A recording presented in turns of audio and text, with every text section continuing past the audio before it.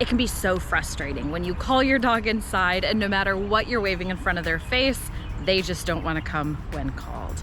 I'm Chelsea with Positive Futures Dog Training and Behavior, and as a dog owner and a dog training professional, teaching reliable recalls is part of our essential foundation on what we need to teach our dogs for safety and just general day-to-day good living.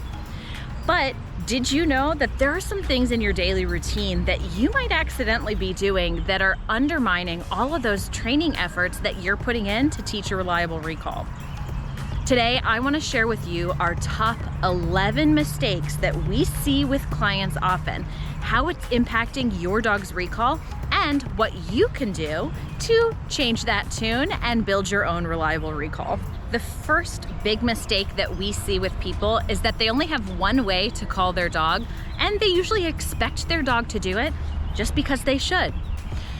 While we certainly want to make sure that we have at least one way to reliably call our dog to us, I love to offer several ways to engage with my dog to get my dog to come back when called. Oftentimes on a day-to-day basis, we call our dogs to us for mundane things like putting on a leash or coming in from the backyard. And oftentimes these recalls don't come with rewards. So this recall begins to lose its value. In addition to that, assuming a dog is going to come when called because they should or because they're obedient is just not realistic. We go to work for a paycheck and our dogs should too. So I like to not only have one reliable way, but several, so that depending on the situation, I can choose which way makes the most sense to get my dog to come when called.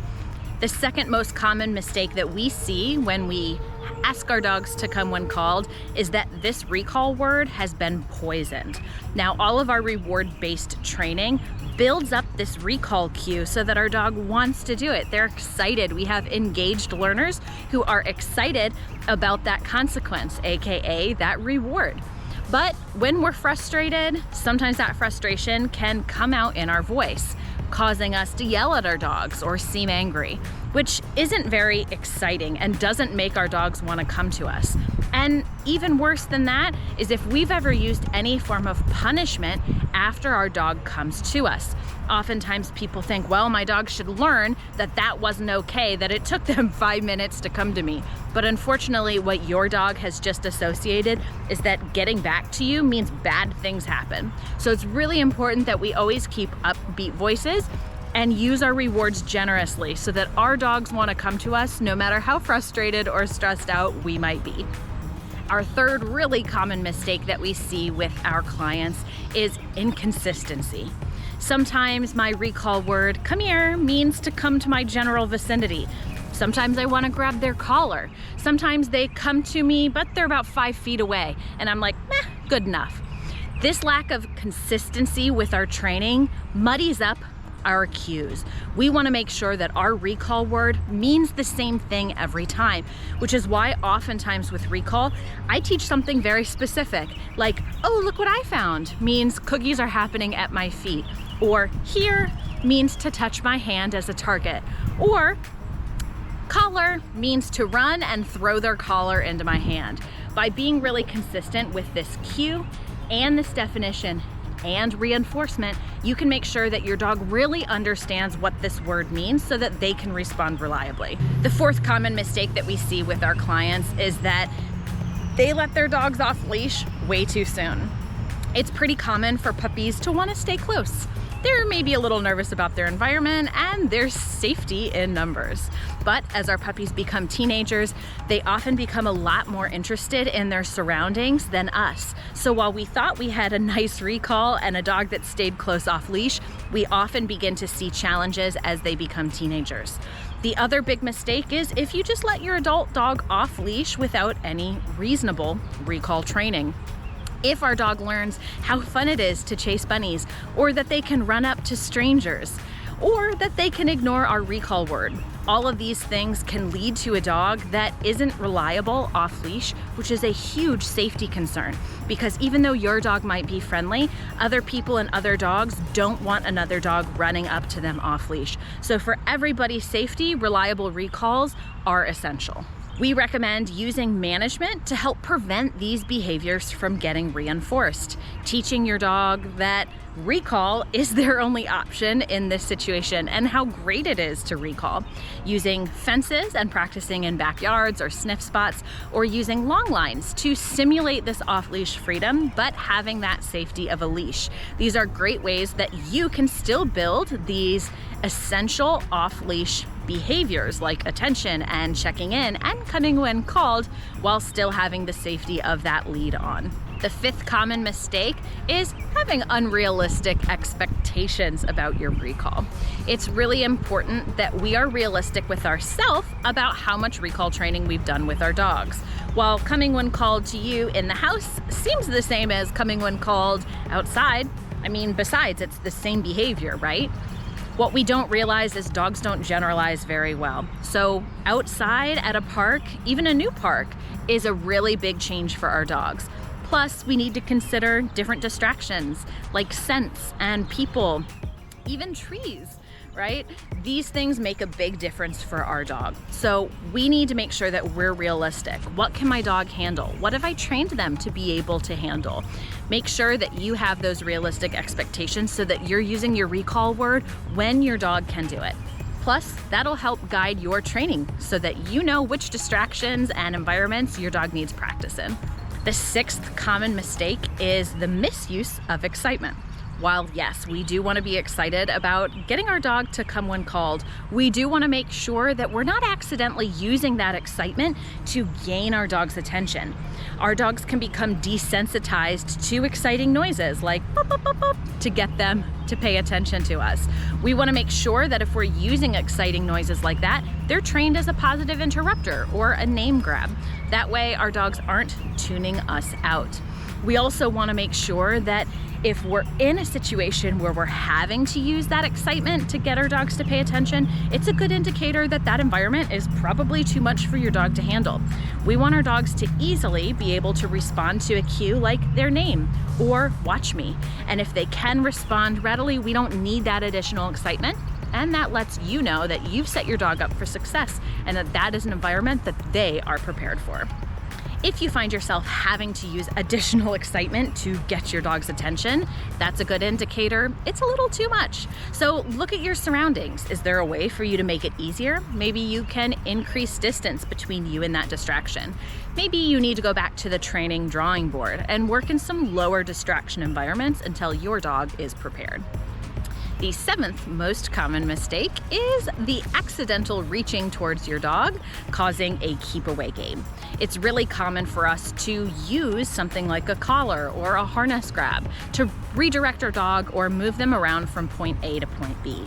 Unfortunately, oftentimes this means we're redirecting them from something that was exciting, which means that our hand reaching towards them means the fun ends. So what ends up happening is every time you reach for your dog takes off and runs away. And heaven forbid you've accidentally chased them, which can certainly make the problem much worse. It's really important in your training program that you can grab your dog for safety. You never know when you're going to need to recall your dog and touch a collar to clip a leash on. So we want to make sure that not only do our dogs accept this movement from us, but that they enjoy it and that it's been paired with food in the past so that we're not getting this big keep away game from them.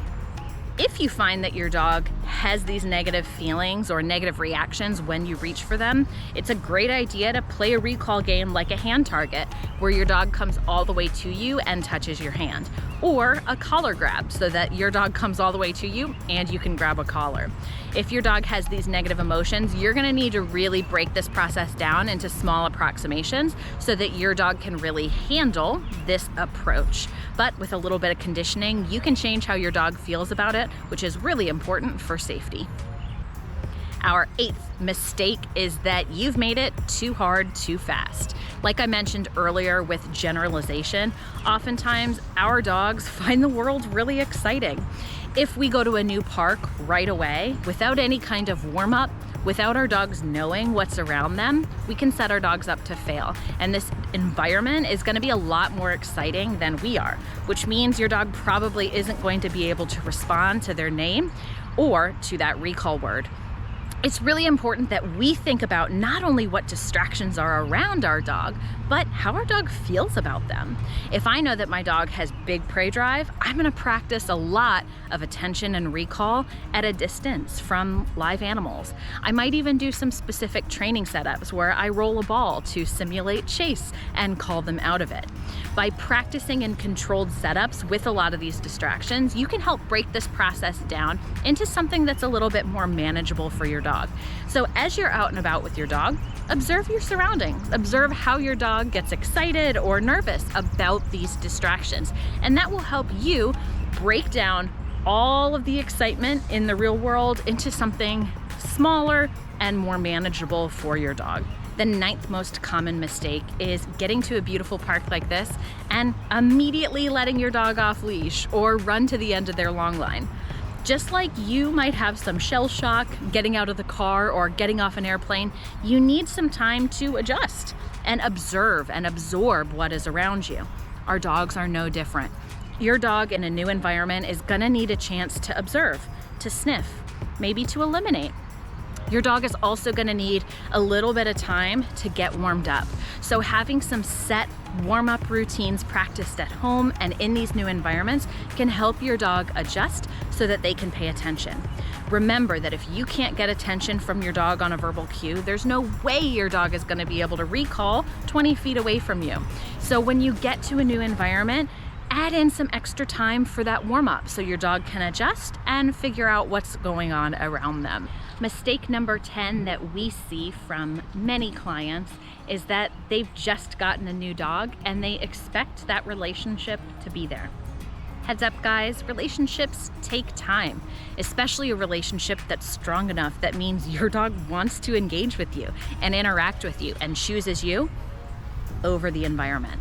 It's really important when getting a new dog, whether that's a rescue or an adult dog from a breeder, that you give your dog some time to settle in. And if it's a new puppy, those relationships take time to develop too. Having a reliable recall often means that we're calling our dogs to us away from lots of exciting and interesting things. And let's face it, those things are often more interesting than we will ever be. Which means that with reliable recalls, relationships matter. And it's up to you to make sure that you're taking time on a day-to-day basis, engaging in training, offering enrichment, going on exercise, and finding activities that you and your dog enjoy together. All of these things will help you build a relationship with your dog, where you see your dog looking at you longingly, both inside and outside. So if you've just got a new dog, remember that recalls are hard and they take time to train, and those relationships take time too. So taking things slow and finding out what your dog enjoys and how you can bring enjoyment to your dog's life will really help you garner that essential relationship where your dog starts looking to you instead of the environment. Our 11th top mistake is asking your dog for a recall when you just know that they can't respond. Well, that doesn't make sense, right? I need my dog to come to me when I call every time, so I'm gonna call them and they better do it. Wrong. We wanna make sure that our dogs are set up for success. And this means every time we call them, they come to us. If I'm in a situation where I know that distraction is way too big and exciting, I know I'm not gonna be able to get my dog's attention. In fact, I'm trying and it's not working. I know my dog's not gonna respond to that recall. And what I don't want is a repetition where my dog hears that recall word and they don't come when called. I want this word to mean that they come to me every time and great things happen. So in that moment, I'm gonna do whatever else I possibly can to make myself exciting, to get my dog to pay attention. I might decrease distance between myself and the dog. I might show them all the great snacks I have, bring out my excited voice, try and sell a stick on the side of the trail. I'm doing whatever I can to make myself interesting so that they wanna come with me. I'm gonna still sound excited even if they're ignoring me, because sounding angry is not gonna make the situation better. But I'm doing what I can in the heat of the moment to get them to me, maybe putting them back on leash if they were off leash, right? The other thing I'm gonna do is I'm gonna say, hey, that's a gap in my training plan, and I need to make sure I'm going back to the drawing board to figure out ways in a more controlled setting that I can practice with that so that my dog is gonna be successful. I know that we all dream of having our dogs run off leash, have fun with friends, just be a dog, run through the woods. These are dreamy ideas, right? But having a reliable recall with your dog is gonna take some time. And depending on certain breed traits or even how much training your dog has under their belt, these goals are gonna take some time to achieve. And maybe it's something that you aren't willing to put in the work that it's gonna take to build this skill off leash reliably. But it's okay. There are ways that you can still have a reliable recall that's practical for your lifestyle. So think about these top 11 mistakes and think about how you can do better in your day-to-day routine. If you are looking to build your recall and you want some more ideas on different games that you can play, I recommend checking out this video here, where Camille shows you how you can use that relationship and this idea of play to get your dog to come when called without food.